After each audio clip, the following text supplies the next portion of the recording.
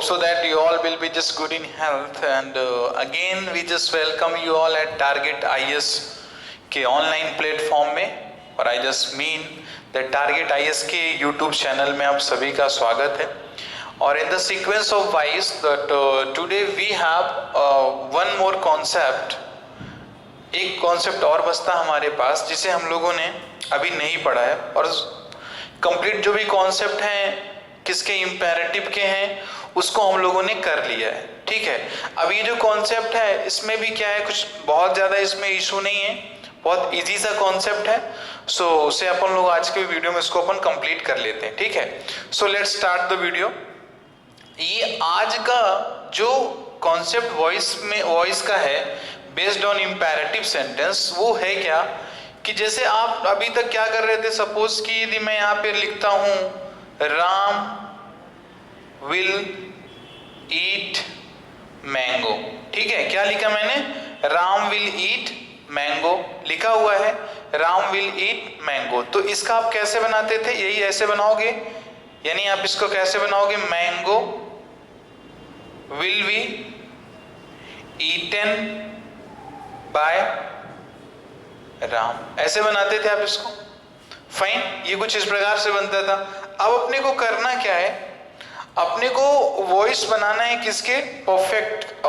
यदि मैं बोलूं कि जैसे कि जितने भी हमारे मॉडल एक्सिलरी वर्ब हैं, ठीक है, तो उसमें अपने को क्या करना है, हैव का यूज करना है। ठीक है, जो ये स्ट्रक्चर है, इस स्ट्रक्चर को अपने को फॉलो करना है एक्टिव वॉइस में।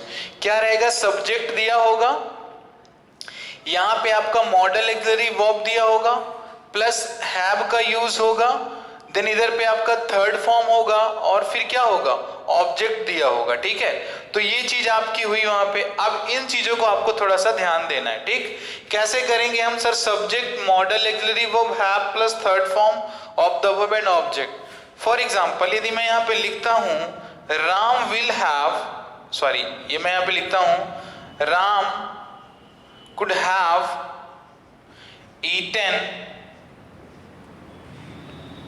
पोटैटो। ठीक है, क्या लिख दिया मैंने, Ram could have eaten potato. चलो ठीक है, तो अब इसका पैसिव वॉइस कैसे बनेगा, इसका पैसिव वॉइस कैसे बनेगा, तो देखो है क्या कि इसमें कुछ बहुत ज्यादा आपको, यानी कुछ नई चीजें आपको इसमें नहीं देखनी, यहाँ पे वही सिमिलर सा कॉन्सेप्ट है, आप उसे याद करें जो हम लोगों ने परफेक्ट में किया था।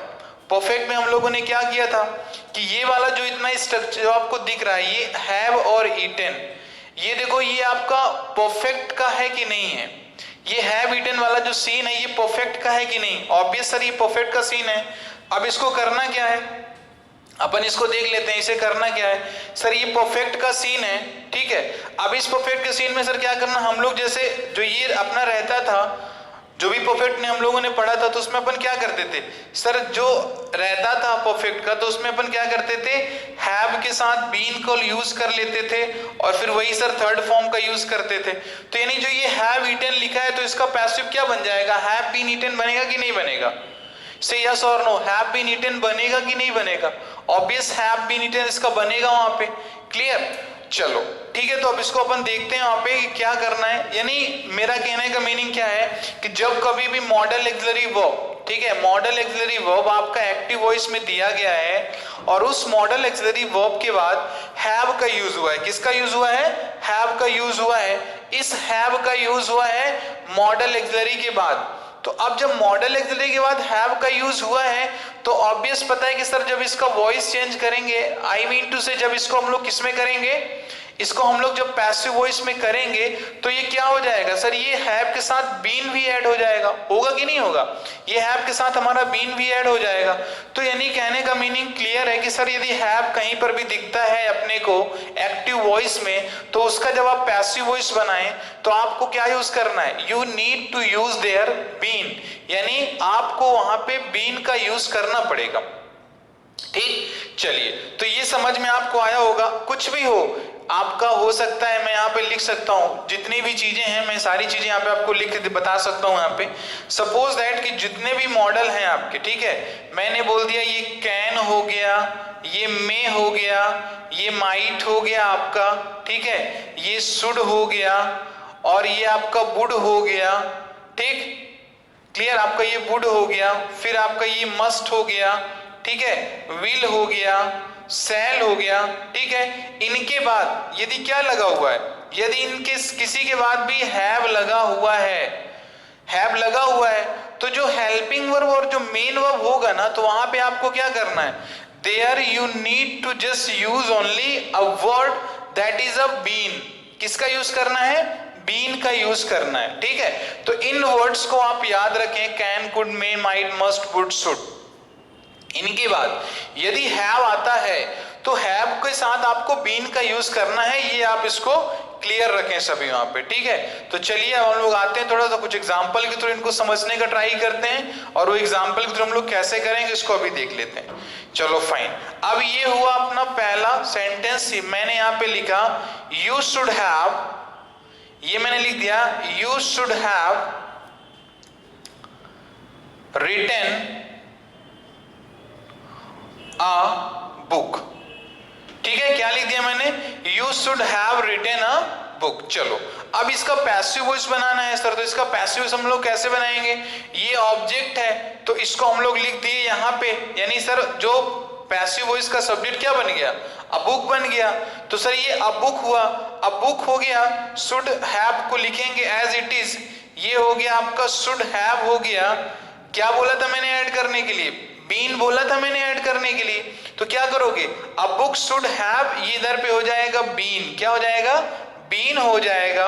रिटन तो आपका लिखा ही रहेगा, क्या लिखा रहेगा आपका, रिटन लिखा ही रहेगा, बाई किसके सर, बाई यू, किसके हो जाएगा, बाई यू हो जाएगा, ठीक है, ये बाई यू हो गया, क्लियर। अब चलो इसी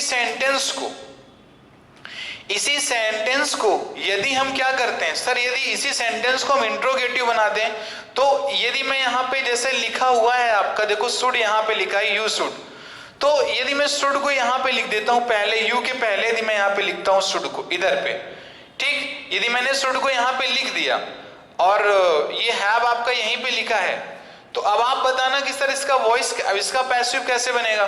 कुछ नहीं करना, इस शुड को आप क्या करो, यहां से उठा के इसको इधर पे सेट कर दो आप, ठीक है।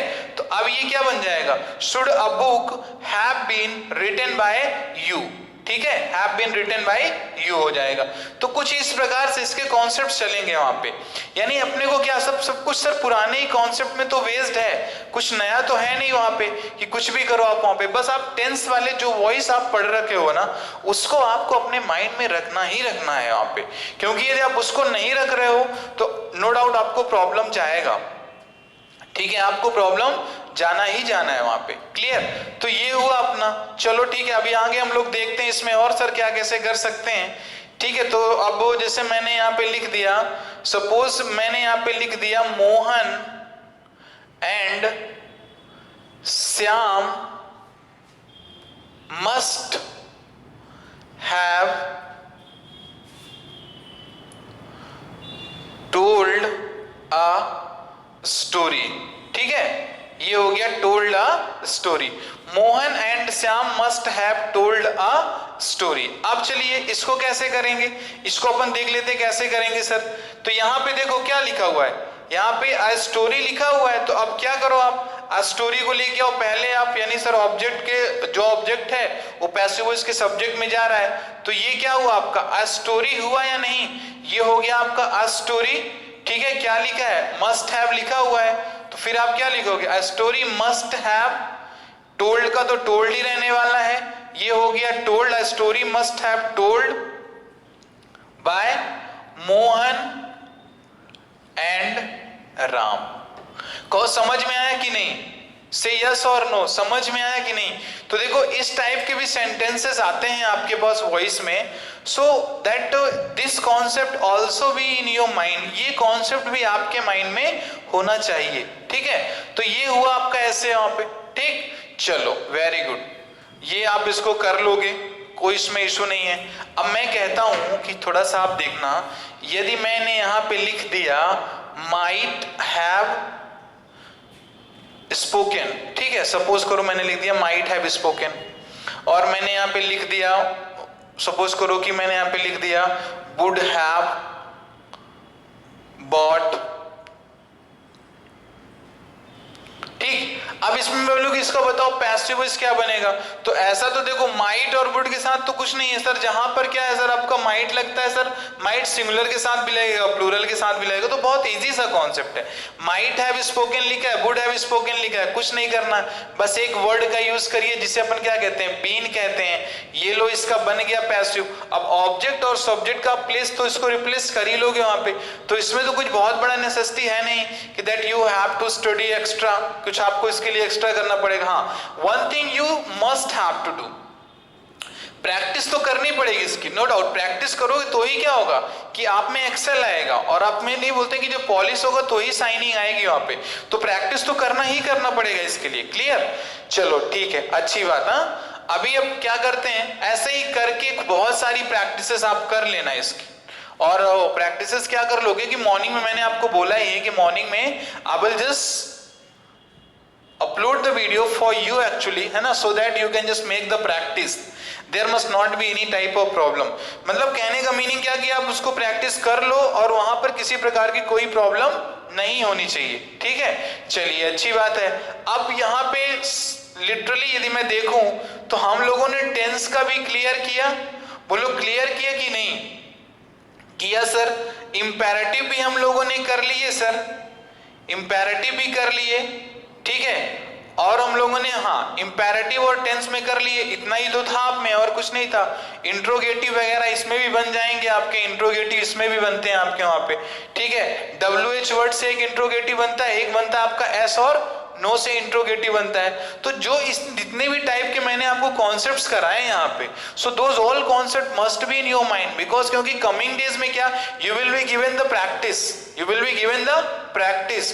एंड प्रैक्टिस में ऐसा नहीं होगा कि मैंने दे दिया उसको आप सॉल्व अपने से करते रहो, उसको ट्रांसफॉर्म करते रहो, नहीं, you are not suppose to transform according to your self. I actually will be translating, मैं उसको ट्रांसफॉर्म करूंगा वहां पे, दैट आपको क्या करना, बस यही पर देखना है कि सर कैसे आप ऑब्जेक्ट और सब्जेक्ट को सर रिप्लेस कर रहे हो, सर कौन सा कॉन्सेप्ट आप लगा रहे हो वहां पे।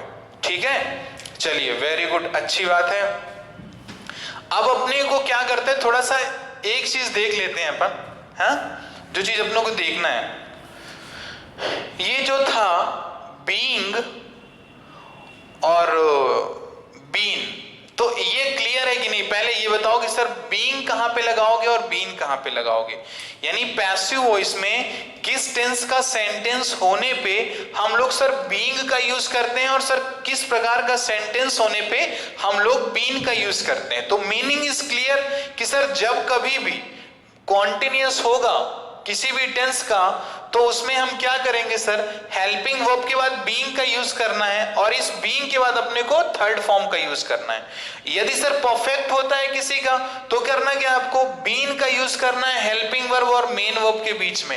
ये चीजें क्लियर रखना आप सभी वहां पे, ठीक है।